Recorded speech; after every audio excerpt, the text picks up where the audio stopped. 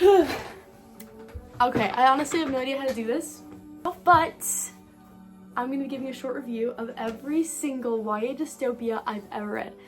Well, with a couple of exceptions. There's some that are like on the edge of genres, like would you classify it as just science fiction or dystopia?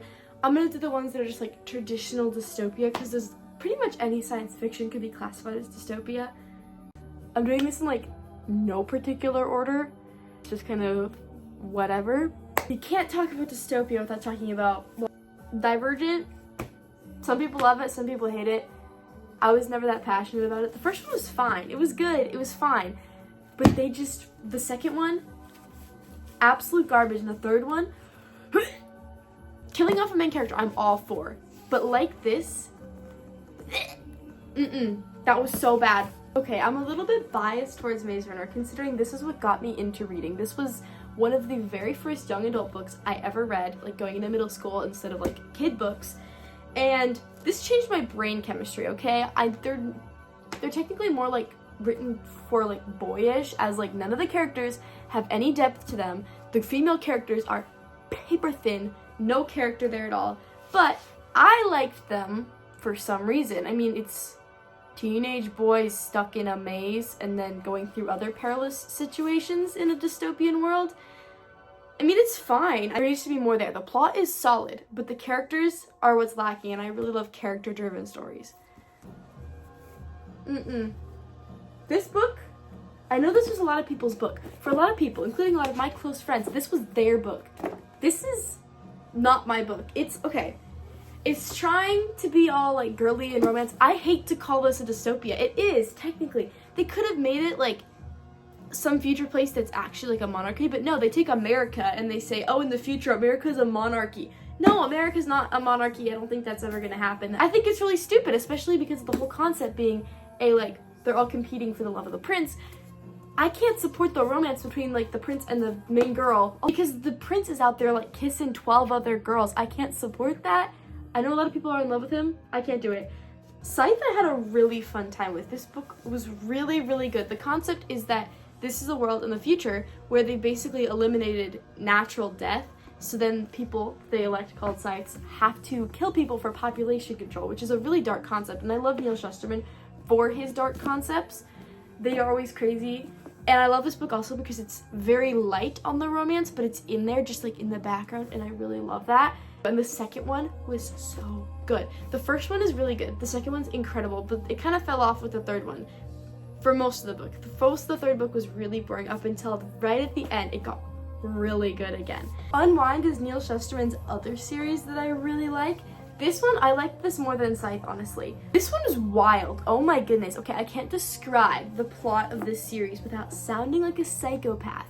But basically, if parents... Oh, I'm gonna sound like a psychopath. If parents don't want their kids, they can have them unwound for their organs to be used. That's really awful, I know, but that's the plot of this book, and it is wild. It is so wild. It's crazy. It's so good. And the ending of the series was, no wait, this one. The ending of the series was insane. Oh my goodness. I said Maze Runner is what got me into reading, but Matched was first. Maze Runner is just the first thing I got obsessed with, but Matched was the first young adult book I ever read. But this series is so basic. It's so basic. It's basically when you turn 16, you get matched with your true love. I haven't read this since I was 12, so I do not know if it's as good as it was when I was 12, but when I was 12, this was the best book in the world. So I'm just gonna say it's pretty basic, but if you're just getting into dystopia, I guess it's good. It's pretty chill. There's like not too much action throughout the series. Most people's main complaint with it is that it's boring. I don't know, I guess it just depends on how much action you're used to in a book. Oh boy, okay, oh my goodness. This series, the Legend series, I vividly remember I read this whole series. I read it one book a day the last week of 8th grade. I was consumed. I would not put these books down. The Legend series is definitely a lot more heavy on the romance, but what in the world? I cannot stress how in love I was with the main, I still love him, with the male lead, the male, it's dual perspective, there's two leads, the girl and the boy, June and Day. I was so in love with Day. He was like my number one fictional crush for like a couple months straight. It's really average world. It's such an average world. It's basically America had another civil war, and it's like split into two halves, and they're at war, and like the boy, he's like a criminal, and but he's like not actually doing bad. He's like doing good for the poor, for his family. And then June, she's like rich, and she's like elite in the elite military school training, whatever. And she's sent out to like go catch him, but instead she falls in love with him. This series, I was never that into it, but I liked it a lot. You know, it was just kind of basic. This is also, okay, this is the Darkest Mind series. I also painted these edges myself. There was like a disease, and it like wiped out all the people, all the kids, so like the teenagers and kids. But the ones that didn't die got superpowers, and now they locked them all in government facilities for them being dangerous, because that's obviously what the government would do if kids develop superpowers. So basically the whole series is this, a group of teenagers in a minivan running from the government. The romance was, meh. The guy was kind of basic. I don't like him that much. But the lead girl, she's pretty good. I absolutely cannot stress how underrated the Chaos Walking series is. I know this series, it got neglected. It does have a movie, but the movie is absolute garbage, and never watch it. This book wrecked me. I read the 3 series. This is a pretty thick series. Each one is like over 500 pages. And I read all of these in just like a couple days, maybe like 4 days for all of them. Basically, there's like a colony on another planet, and the planet, every man can hear each other's thoughts. So the main character is a 14-year-old boy in his village, only has like 100 dudes, and he was told that all the women died when he was a baby, and he's like all alone. He's the last kid. He's the youngest one in the village, because obviously with no women, there's not gonna be new kids. But then he's out in the woods with his dog, and he sees a girl his age, and he's like, yo, what is that? Is that a girl? And that's basically how it kicks off. But this series, the emotion in this series is so raw and real, and like the characters' relationships and their friendships and the bond, I feel so much for this series, and the emotions, the way that they are written is so, like, I cried at the 3rd book, I swear. And plus it has like the best ending ever.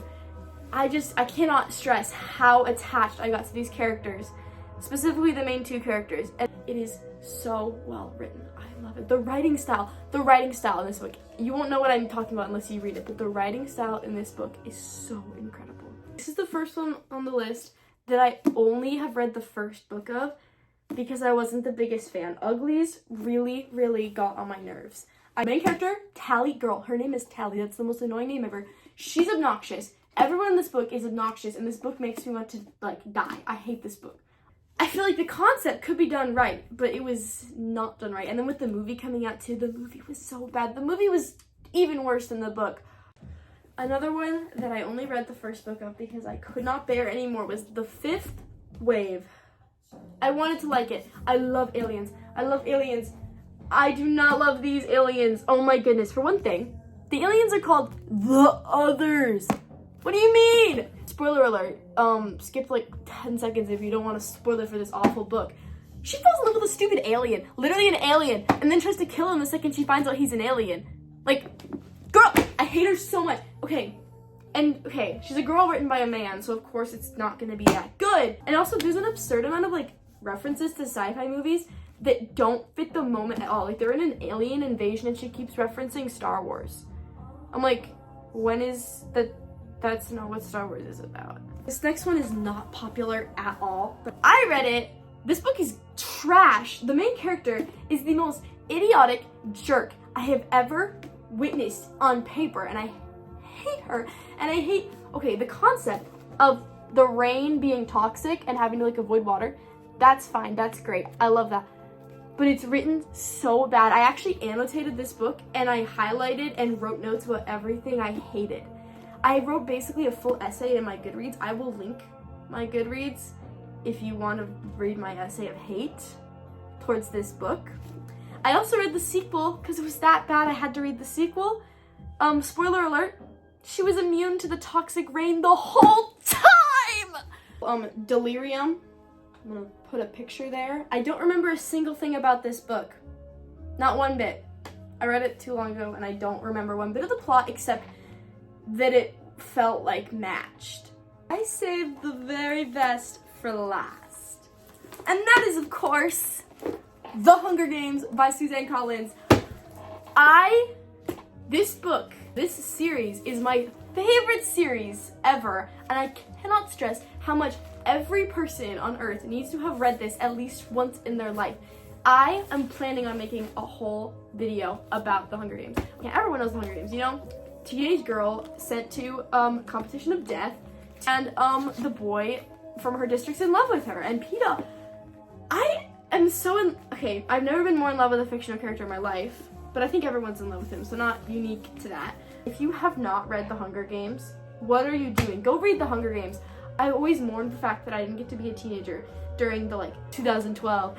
But, you know, Hunger Games Renaissance is here. You know, we had the Ballad of Songbirds and Snakes movie last year, and now we're gonna have Sunrise on the Reaping next year, and the movie the year after that.